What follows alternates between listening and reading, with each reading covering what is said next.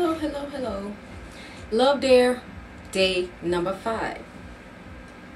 How precious also are your thoughts to me, how vast is the sum of them. If I should count them, they would outnumber the sand. Nothing irritates others as quickly as being rude. So day 5 consists of love is not rude. Rudeness is unnecessarily saying or doing things that are unpleasant for another person to be around. To be rude is to act unbecoming, embarrassing, or irritating. In a relationship, this could be a foul mouth, poor table manners, or a habit of making sarcastic quips. Any way you look at it, no one likes to be around a rude person. When man is driven by love, he intentionally behaves in a way that's more pleasant for his woman to be around. If she desires to love him, she purposely avoids things that frustrate him or causes him discomfort. Bottom line, love minds its manners. Good manners express to your mate that you value them enough to exercise some self-control around you. I want to be a person who's pleasurable to be with.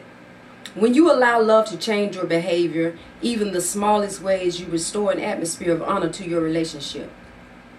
The etiquette you use at home is a lot different than the kind you use with friends or strangers. You may bark or pout around the house, but if the doorbell rings, you open it with smiling and kind. If you don't let love motivate you to make needed changes in your behavior, the quality of your relationship will suffer for it. Women tend to be much better at certain types of manners than men, but they can be very rude in other ways. Better to live on a corner of the roof than share a house with a quarrelsome wife. It is well with the man who is gracious. There are 2 main reasons why people are rude. One is ignorance, the other one is selfishness. Neither is a good thing. A child is born ignorant of etiquette, needing lots of help and training. Adults, however, display their ignorance at another level. You know the rules, but you can be blind to how you break them or be too self-centered to care. You may not even realize how unpleasant you can be to live with. Test yourself with these 3 questions. How does your mate feel about the way you speak and act around them? How does your behavior affect your mate's sense of worth and self-esteem? Would your man or woman say you are a blessing or that you are condescending and embarrassing? If for some reason you are thinking that your mate needs work in these areas and not you, yourself, then you are likely suffering from ignorance with a secondary condition of selfishness. Remember, love is not rude, but lifts you to a higher standard. Do you wish your mate would quit doing the things that bother you? Well, it's time to stop doing the things that bother them.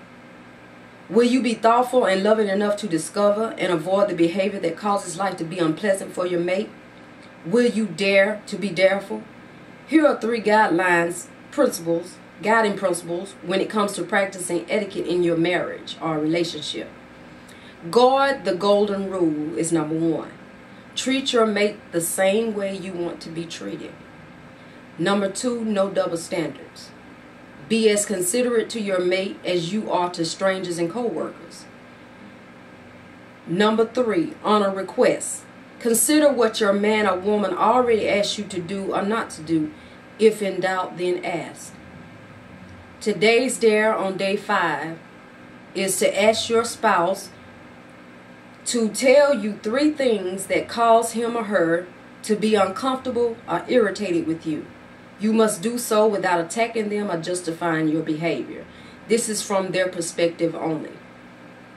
Ecclesiastes 10th chapter and 12th verse says, "The words from the mouth of a wise man are gracious." Good day.